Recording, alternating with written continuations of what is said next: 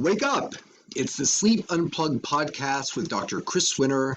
This is episode 31, Polyphasic Sleep, Sleep the Clock Around. Welcome, everybody, to the Sleep Unplugged podcast. My name is Chris Winter. I'm a neurologist and sleep specialist and your host, and very excited for you to be here on this night of a very interesting topic, one that I'm really excited to talk about, and also one that a lot of you have requested as this show is beginning. Like to always start off with the show by welcoming those people who are new to the Sleep Unplugged family. Welcome, glad you're here, hope you enjoy it. For those of you who are veterans to Sleep Unplugged, welcome back. Very excited you made the decision to stay with us.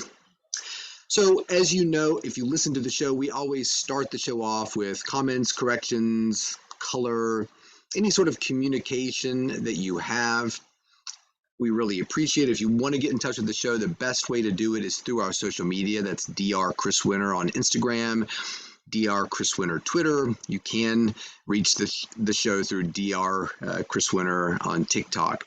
We also have a YouTube page that has all of our videos of our podcast posted. So if you kind of want to see what's going on and what my office looks like, you can do it on there and certainly interact with the show on there as well. So if you listened to the show last week, it was kind of an interesting experiment, wasn't it? So episode 28 was a big topic of insomnia. We did the 9 P's of insomnia. Episode 29 was snoring. And episode 30, we did cataphrenia, sort of a niche topic about moaning, and it really resonated with a lot of people. I really appreciate you sharing both public and private comments about your history with cataphrenia. As I mentioned on the show before, I occasionally do it. I had the phone at the bedside ready to record it. I told my wife, if I do any sort of cataphrenia this week, just grab my phone and record it. So I don't typically have the phone in the bedroom, but I made an exception because I thought it'd be cool to capture it and make a little Instagram video about it. But no cataphrenia yet, which is surprising because I've had a couple trips in the last week back and forth to Salt Lake City and somewhere else, I can't remember. And usually that'll do it. So anyway, hello to all the people out there in Salt Lake City I was interacting with. Hope you're doing well. I'll read a message from a listener who said, I will let out a big moan right as I fall asleep. Sometimes it wakes me up. It's so loud. My husband says it's just the one. Appreciate that. I won't read your name in case you don't want people to know that you let out a big moan right before you go to bed. And she said moan, not groan. We talked about last week on the cataphrenia episode. So what she's probably describing, if it's an event that happens right as you're falling asleep and nowhere else, that might be something we call sort of a variant of a sleep start, or what some people call hypnic myoclonus, if it's sort of associated with a little bit of a jerk. You know, we as we transition from consciousness to wakefulness, it can be choppy in some people, particularly if your sleep quality, your sleep schedule is a little bit off. So it could be cataphrenia, but it also could be more related to just sort of an expiratory sound that you're making as your upper airway is relaxing. Maybe you're on the couch, you're lying down, and it's sort of, as you're sort of transitioning into sleep, you might be making that. But again, if it's associated with a little bit of a jump or a jerk, it could be a sleep start or sleep myoclonus. Really appreciate that. Really interesting emails we got this week about the show. So let's talk about the topic at hand, which is polyphasic sleep. Before we jump into it, for those of you who are familiar with the band Belle and Sebastian, that's where I actually got the lyric from. In our title, Sleep the Clock Around, I think is the first song on that album. That was their third album. If you like the Smiths, I highly recommend that group. They're a Scottish group and do really nice, have really good music to study by if you're a student or do work with. It's just got great sort of moodiness to it. That was from their album, The Boy with the Arab Strap, which is kind of funny because they named it The Boy with the Arab Strap based upon the fact that they were touring with another Scottish group called Arab Strap. And they thought that kind of sounded cool. We'll put it in the title. I'm not going to say what an Arab Strap is on this show. It's sort of a sexual device that one might use. We'll try to keep it relatively clean on here, so you can look that up. Just make sure you might want to delete your search history if you look that up at what that is. And so actually the band Arab Strap was kind of upset about the fact that they put their name in the title like that. Anyway, the other song that was in the running was a James Gang song called Funk Number 49. Probably familiar with it. If you listen to oldies channels, it's on all the time. Lyrics are, I sleep all day, I'm out all night, I know where you're going. It's that song. I don't think that's acting right. You don't think it's showing. I like that because for a lot of people who participate in polyphasic sleep, they don't feel great when they do it. And there's a huge polyphasic sleep community out there. Welcome in here. It's interesting because a lot of research looking at polyphasic sleep often shows that it sort of creates a performance decline instead of a performance enhancement. And we're going to get into that in the episode. I've been a big fan of the James Gang. I think they're a fantastic group. They were sort of fronted by Joe Walsh. They made 3 fantastic albums. One of my favorite songs is Walk Away. If you ever listen to that song, for years I thought it was an Eagles song. It just sounds so much like that Eagles harmony. Joe Walsh left the band after the 3rd album, went on with be with the Eagles. So there's your little music trivia for the day. So let's talk about polyphasic sleep. As the name sounds, it's sleep that's happening in multiple phases. And we're generally talking about multiple phases over a 24-hour period. So when you think about the average human, you're thinking about an individual who is experiencing what we would describe as being monophasic sleep. And I would say there's probably no such thing as monophasic sleep. The idea that we get into bed, we fall asleep, and we are continually asleep until the alarm goes off, I don't think really happens. I mean, when you look at sleep studies, humans wake up a lot. So we're going to use the word monophasic sleep loosely to mean you are setting out to sleep within a monophasic period, and your perception is you went to bed at 11 o'clock, you fell asleep, and you did not wake up until 7 o'clock when the alarm went off. You had a monophasic sleep period. And when you look at humans through history, and then you compare us to animal sleep, we stick out like a sore thumb. The modern human is a very unusual situation in the sense that we typically sleep in monophasic periods. That's what we do. We have a bedtime and a wake time. And there was a great study, and I'll put it on Twitter again, Dr. Chris Winter, about animal sleep. It's called Animal Sleep, a review of sleep duration across phylogeny.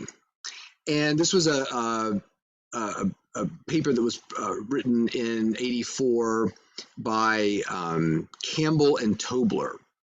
And it is fascinating. Like I said, I'll put the link to it on the page. It is just sort of this compilation of information about the sleep in animals. I mean, every animal you could think of, and I'm sort of scrolling through it right now, just chart after chart and entry after entry.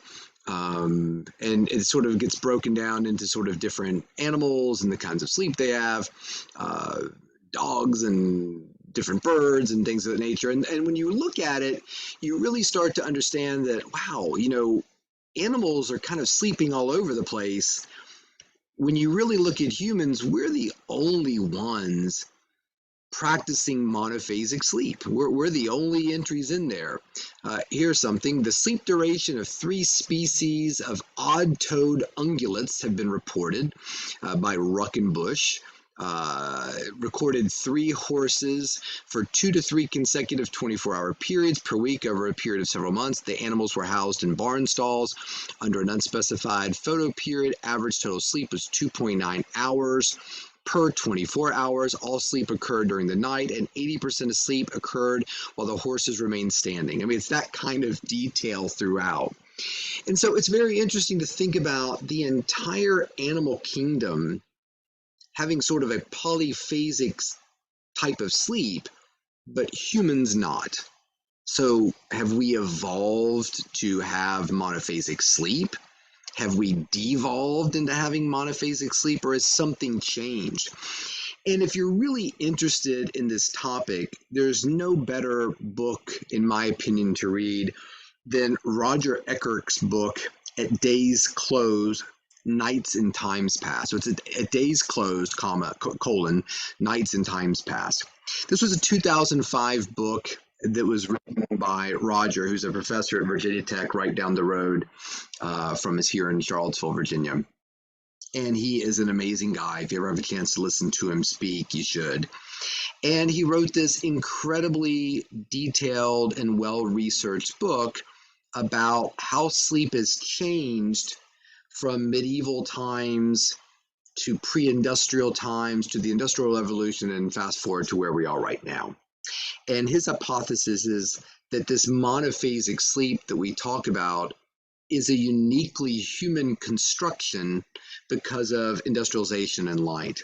And that prior to this time, there was sort of the first sleep period, and then you would wake up in the middle of the night and have your little night period where you'd go around and talk to other people and commit petty crimes. He wrote when, sex was happening at night, people injuring themselves, praying, warding off ghosts and demons. I think we talked about that in the sleep paralysis or the nightmares, night terrors episode. I can't remember which one.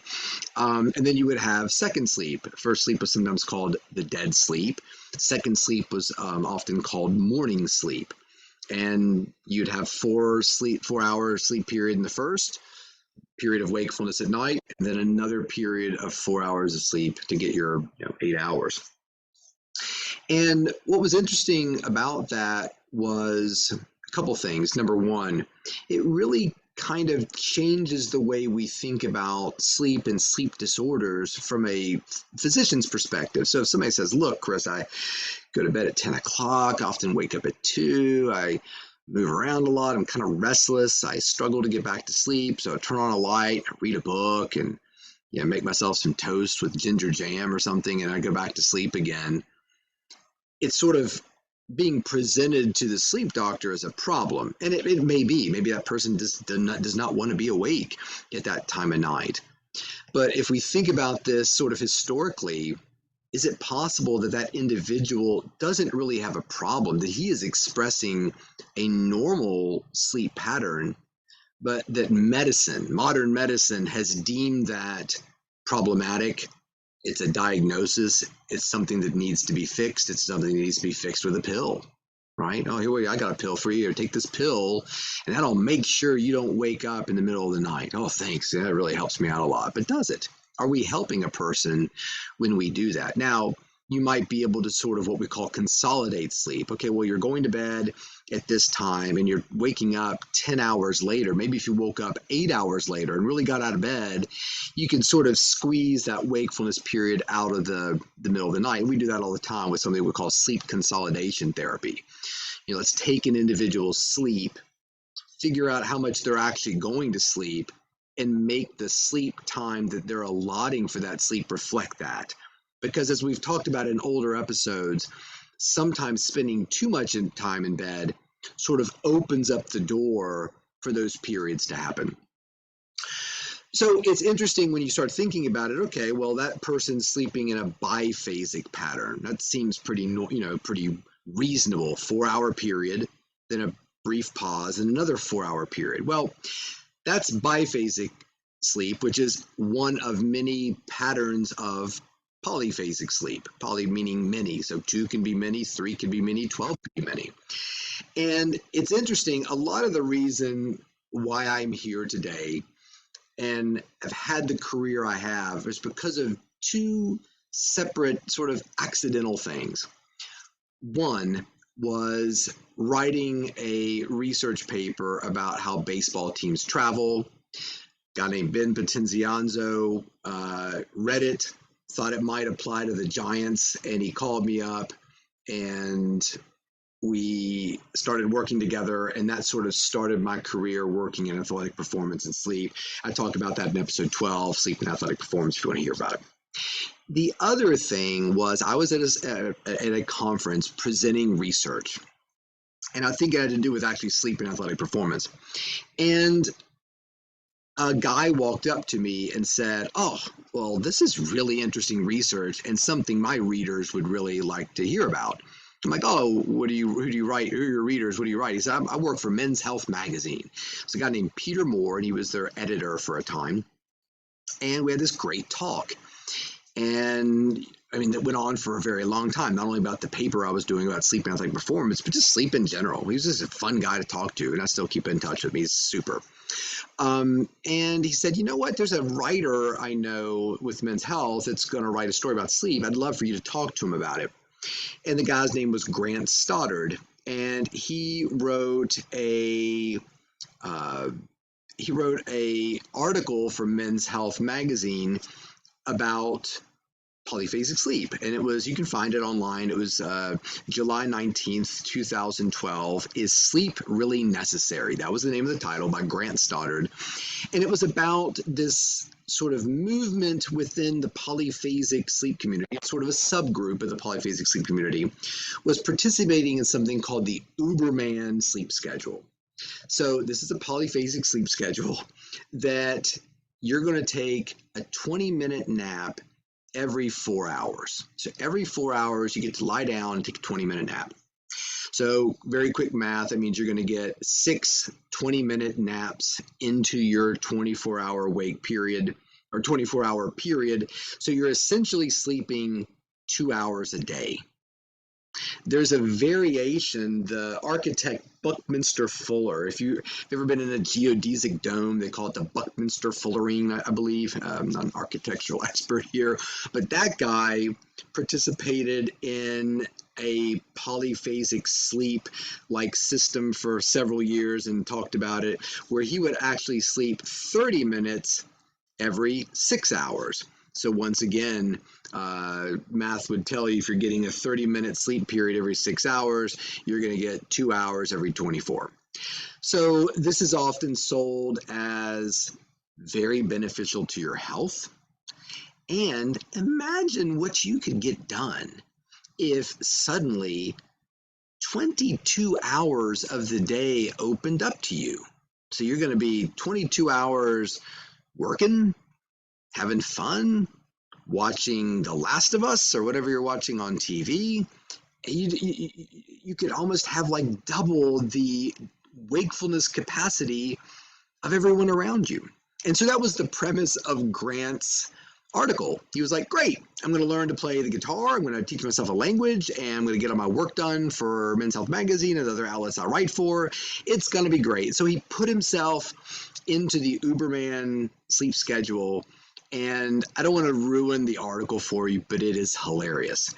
I don't think it's ruining it by saying he did not fare well. And being such a great writer, he really describes it vividly and in a great way. So, I think that the Uberman Sleep Schedule, where you're dividing things up into little 20-minute periods, or the Buckminster Fuller's sleep schedule, is problematic, because you're not giving sleep the time it needs to sort of cycle. And so we've talked about sleep on this show many times in terms of, let's divide it up into sort of the different segments of sleep. So you're awake, and then you fall asleep, and you transition into light sleep, and then you might have a period of deep sleep, and then a little short period of REM sleep or dream sleep, and then a little bit of light sleep again, back into deep sleep. And as the night goes on, you have sort of progressively less deep sleep, progressively more REM sleep. It's like a concert. I don't want to claim describing sleep as a concert. I'm sure somebody else did it before I did, and probably many people. But that's a great way to think about it. I mean, I got a buddy, his name's Sean. I hope you're listening, Sean. Sean and I went to school in Salem, Virginia. And back when Joshua Tree came out, U2's album, and uh, their their previous album, got blanking on it, was Sunday Bloody Sunday. I can't think of the name, but when these albums were coming out, we were like the only people in our little rural high school in Southwest Virginia that was really into U2. I mean, we were super into U2.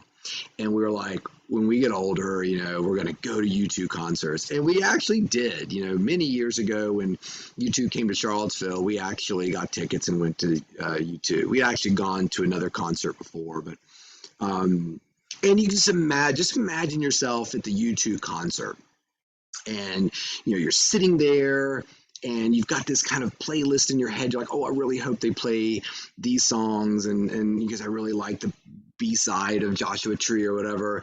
And and then the lights go down, and then the stage lights kind of come on, and you see people walk out, and the crowd kind of goes nuts, and then you hear the bump a dump a dum bee bee bump a dump a dum bee bee, the opening chords for Bad, and Bono walks out, and everybody just loses it, and he's if you twist and turn away, and you're just losing your mind, and all of a sudden, right in the middle of Bad, he just stops. The lights come up, and the band walks off the stage, and everybody's like, oh my God, something's wrong. What happened or whatever. And then, the lights go back down after, 10 minutes, 20 minutes, and they pick right back up with Bad and keep singing. And you're like, okay, that was weird, but this is still great. Oh my God, this is great. We're here. U2. Aha. And then, they play another song and it's awesome. And then you're like, oh my gosh, they come out and the beginning part of In God's Country comes on, and sleep comes like a drug in God's country. And they stop again. Literally just stop the song, lights come out, and they walk off the stage again. And they do this 8 times during the concert. They play the songs you want to hear, but at the strangest times, they just keep stopping, walking off. 20 minutes later, they come back on and start up again. How would you feel about the concert? When people talk to you, like, Chris, you have how did it go? And you're like, oh, it was a weird concert. I don't know what was going on. What do you mean? Well, they just kept stopping stuff. Oh, really? They didn't play the songs you like? Well, no. I guess they played the songs I like, but it just, like right in the middle of In God's Country, they just stopped and walked off the stage and came back on and finished it. So technically, they fulfilled the contract, right? They played all the songs, every note, but all the interruptions just changed the experience of the concert, right? That's what polyphasic sleep is to sleep. The more you're fragmenting the sleep, the more you're changing its value to your body. So let's think about a biphasic sleep period. Okay, well, you're getting 2 full 4-hour periods. And when you think about this biphasic sleep historically, it's happening about the same time every night, right? Because as the sun goes down, it's getting dark, you're going back to your house or your hovel or wherever you are in pre-industrial times, and you're getting ready to go to sleep. And then you're in the middle of the night walking around with your well-fat lantern or whatever you need to do, and doing sneaky, crazy little things at night, and then you go back to sleep. You sleep for 4 hours, and the sun comes up, you get up and do it. So at least there's a consistency to that biphasic sleep. When you start looking at a lot of models of extreme polyphasic sleep, there are several problems. Number one, and the obvious one, is, come on, sleep deprivation. 2 hours of sleep every 24 hours, give me a break. Come on, that's not going to work for anybody. So if you are a polyphasic sleeper, I'd love to hear from you. I'd love to hear all about it, but I'm going to have a hard time believing you're getting 2 hours of sleep and you're functioning great and you're not putting your health at great jeopardy.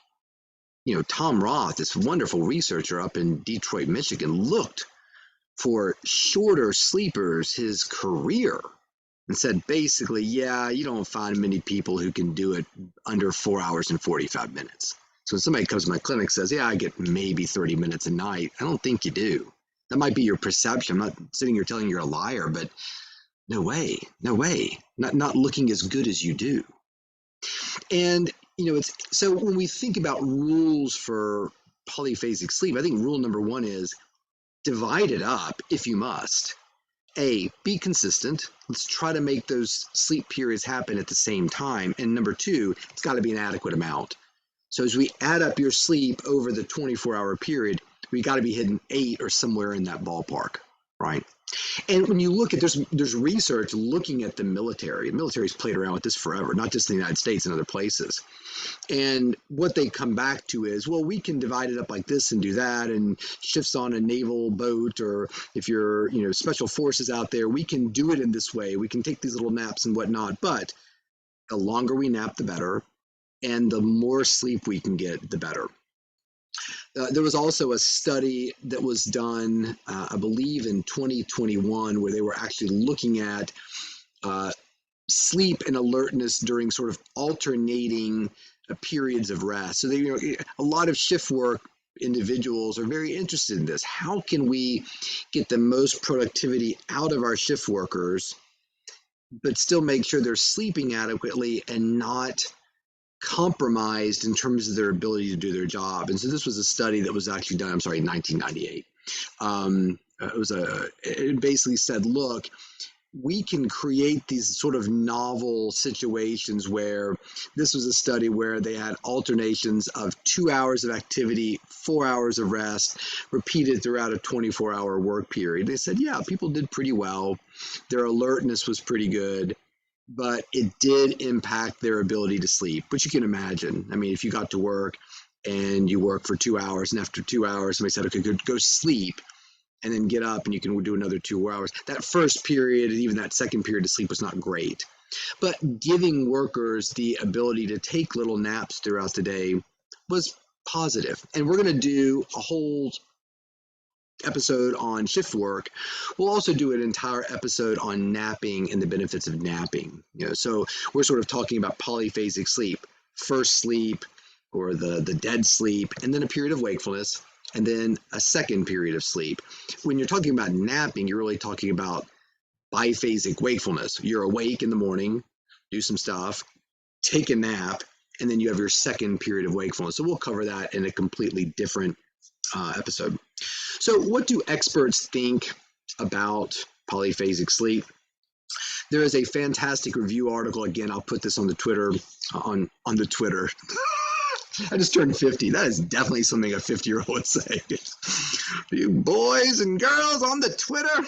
Oh, curse you, Twitter. Curse you, the Twitter. So I'll put this on Twitter. And the name of the article is Adverse Impact of Polyphasic Sleep Patterns in Humans, Report of the National Sleep Foundation Sleep Timing and Variability Consensus Panel.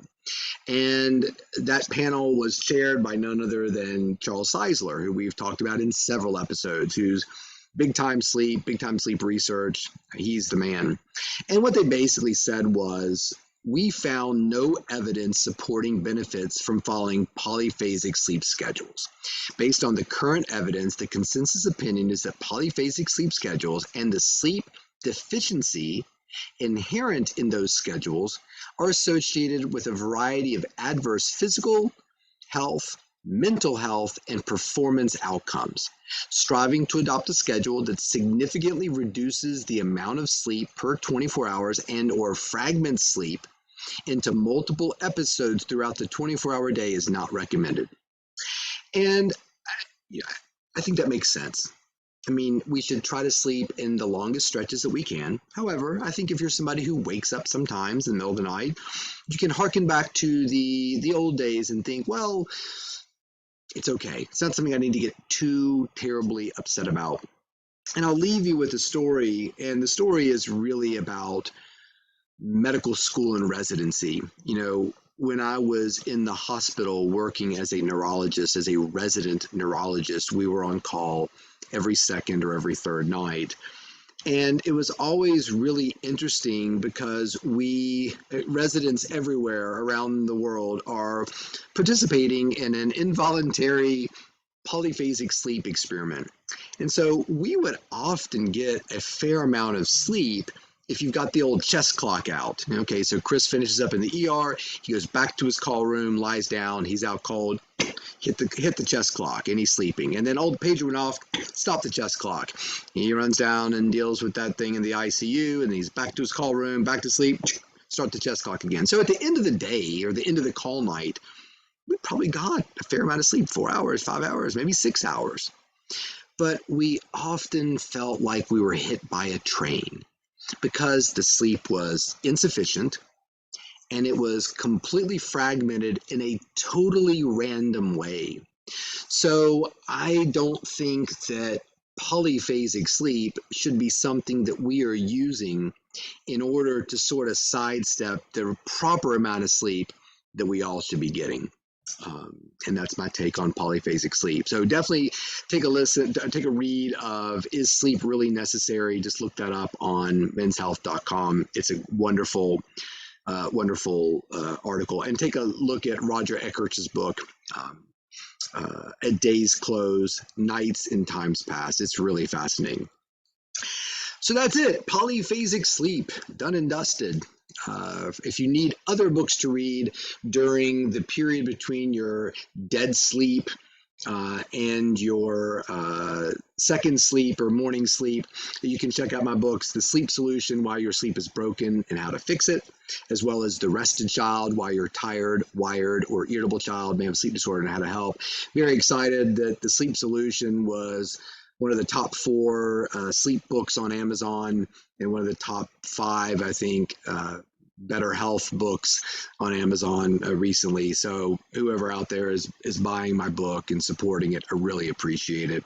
And also appreciating support of The Rested Child. If you have children and want to know more about their sleep, please check that book out. Give me a shout. Let me know what you think about the books or the podcast or anything else is on your mind. Dr. Chris Winter Twitter, Dr. Chris Winter Instagram, Dr. Chris Winter TikTok. Check out our YouTube page. You know, I really appreciate the subscriptions. I appreciate the reviews of the podcast. Any interactions you can do there are certainly appreciated by us. We are consistently one of the top medical podcasts in the United States, which is unbelievable. And I want to give a huge shout out to Bulgaria because we were the #1 medical podcast in Bulgaria for a few days, which is really awesome. Glad to hear you guys looking for more sources of information for good sleep. If you need a hat, you can see it right there on the screen. Still got a few of those left. Just DM me and we'll get you one. Again, thanks for supporting the show. We'll check you out next week. Until then, sleep well.